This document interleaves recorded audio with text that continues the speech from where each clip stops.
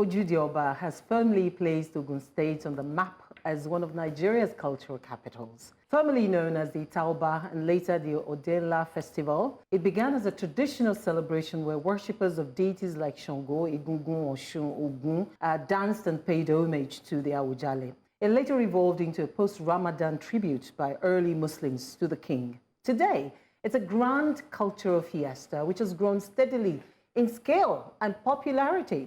It's one event everyone anticipates for the grandeur and spectacle that it is. The Vanguard newspaper describes it as a display of pageantry, identity, and communal parade.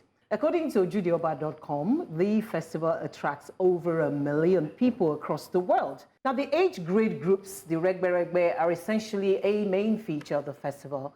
Their coordinated outfits, the glam, the elegance, as they pay homage to the Awujale, the king, to renew their allegiance, make powerful fashion statements that are hard to ignore.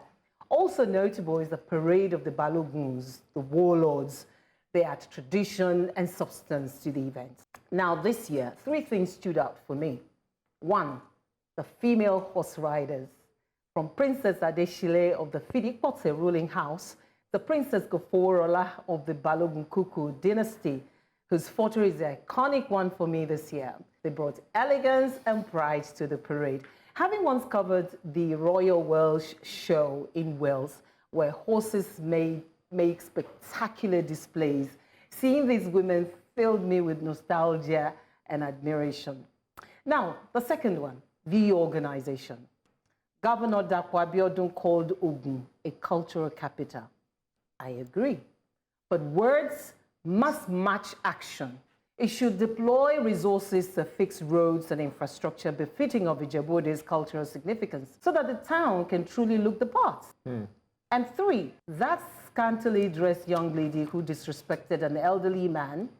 Yoruba culture thrives on the concept of omoluabi, respect, especially for the elderly. Traditional Yoruba attires for male and female is the dress code for the festival.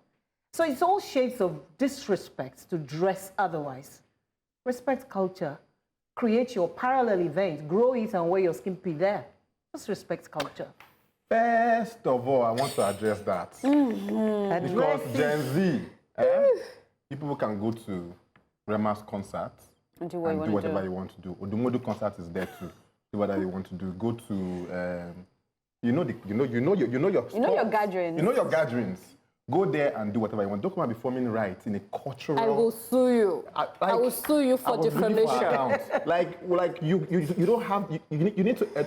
Now we're not saying that you shouldn't be part of it because it's your culture. You're going to be the next generation to take it to the next level. You need to educate yourself. I feel like this generation of young people are. I don't know if they are ashamed or they're just lazy to really understand the foundation. Or they're so carried away by westernization that they're like, oh, this is what is cool. I don't know what it is. Or maybe they're going through overload of information and they don't know the one to go with. Do you understand? Like, one thing that we need to understand is one thing that we have that is so precious. And I don't think we value it enough. Maybe when you travel abroad and you meet Black Americans or Black Europeans, and then you talk to them, and then you are able to kind of like communicate your background and your foundation.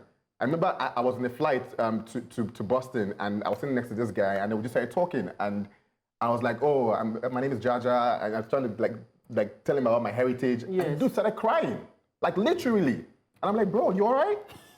Pretty cool." And he was like, "I just know my dad, and that's it. Like I don't know my grandfather, my mother's father. I don't know all of that." He's even lucky to know his dad.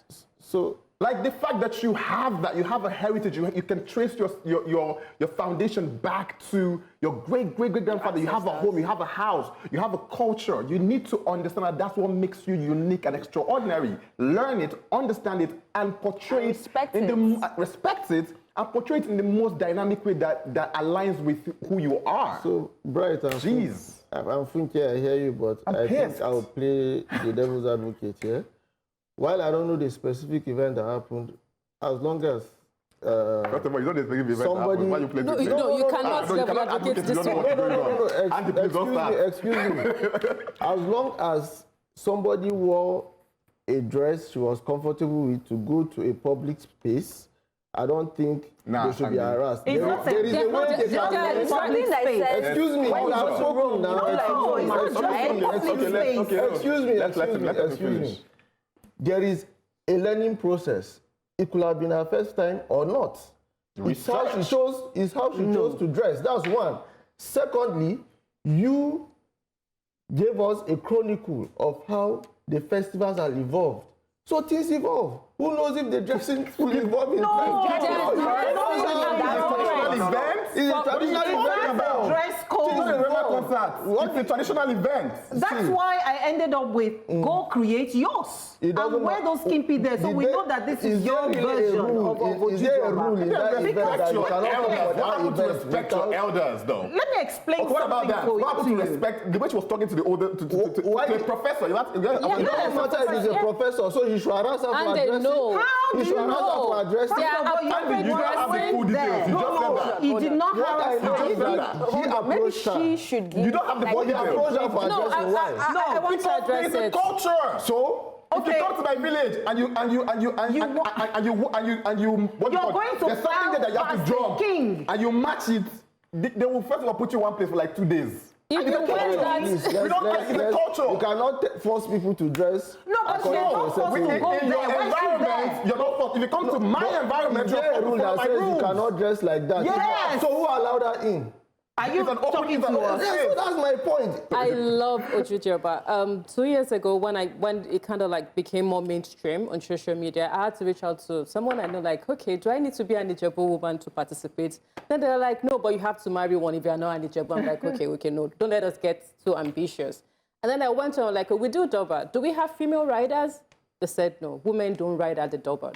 And I'm like, and then this year, I saw female riders. And I'm like, interesting. Next year, I'm definitely riding.